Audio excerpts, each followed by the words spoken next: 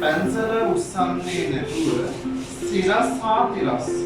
සිරස කියන්නේ මේ පැත්තට, තිරස කියන්නේ මේ පැත්තට. මෙහෙම බෑ. බෑවුම් බෑ.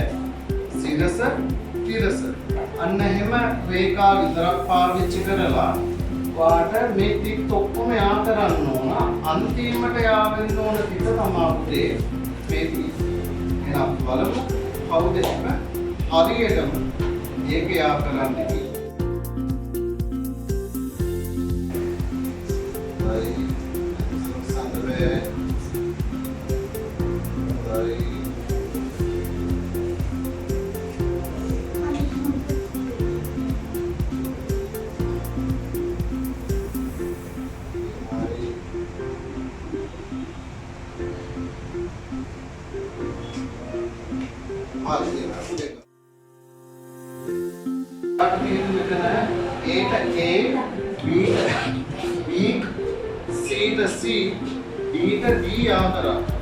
හැබැයි යා කරනකොට රේඛා කැපෙන්න බෑ.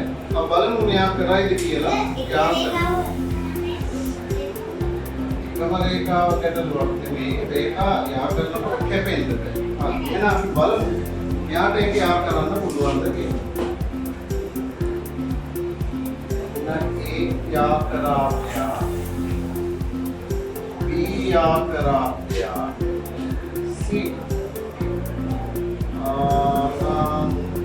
hari aku kepindah me sit yang